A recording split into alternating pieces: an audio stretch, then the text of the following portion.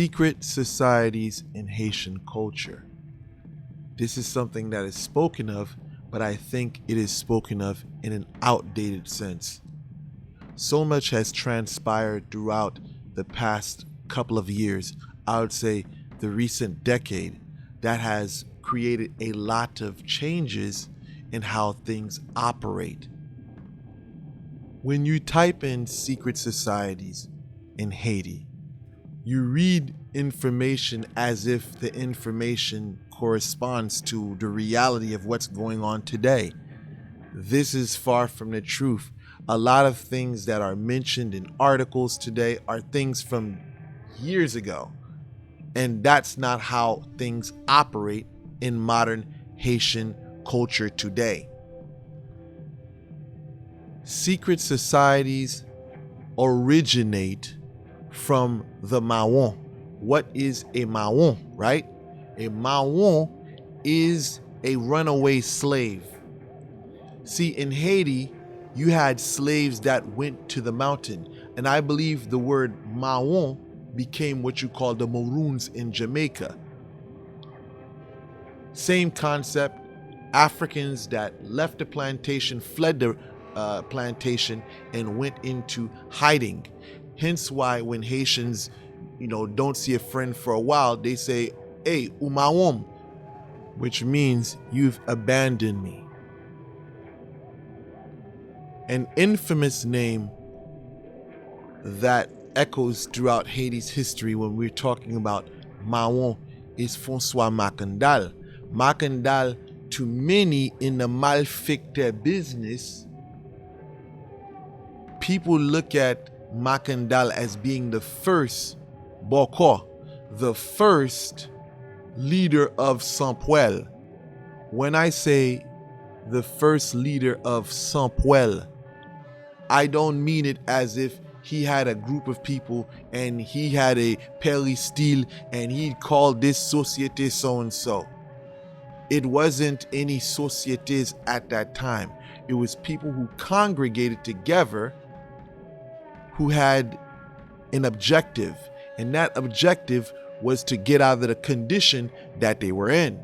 Now, Macandal was an African who had a lot of knowledge when it came to plants.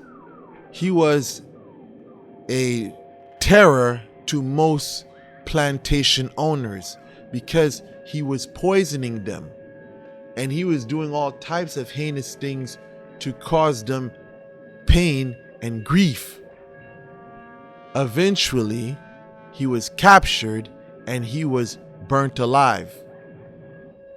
Now, according to word of mouth, Macandal's knowledge was shared amongst people. And this kind of empowered the people to know what things on the island can do. So with this happening, with this occurrence, you have later generations who formed organizations. And as a defense mechanism, they kept this knowledge sacred for their own personal use and preservation. Now, according to the late Max Beauvoir, he's an old Voodooisant that was well respected. He was a Wougan, and he made a clear distinction that those who had that type of knowledge, they went one way, down the path of what some would call the malfecteur path. They fall into the chemin of SANPWEL, right? Some later down the line, people started using the terminology BIZANGO. But one thing I would like to say from my personal experience as a youngster growing up in Haiti, BIZANGO in my area wasn't a term that was used. It was used later down the line. In the early 90s, no one really said the word BIZANGO in a location that I was from. It was usually CHANPWEL.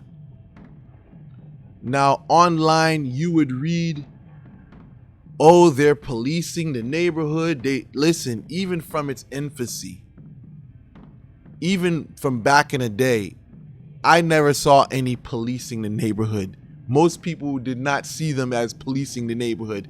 It was hired people who would do very, let's just say, bad things to people for the right amount of money.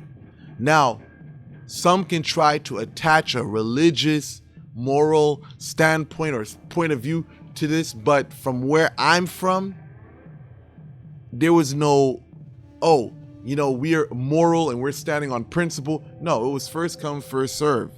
And if you were in a faction of people and you guys were doing things that were outside of the typical Vodou, Guinea, healing, helping, doing good, you were considered SANPWEL.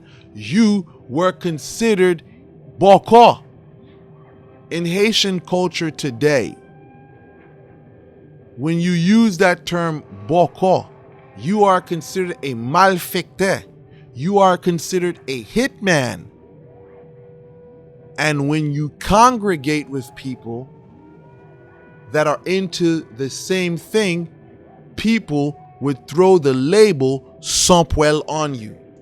So if you got 4 to 5 people that you're hanging with, and you guys are dabbling in doing things contrary to what people would say is good, then people automatically are going to throw the title SANPWEL BIZANGO on you. Now, to the common Haitian, a Vaudouisan can say Bizango is this and is good and is not bad. Well, let's just say in the common mind of Haitians today, they don't have that opinion. Most people that in Haitian culture, you say Bizango, SANPWEL 2 or Boko 2, they're going to tell you get the fuck away from them.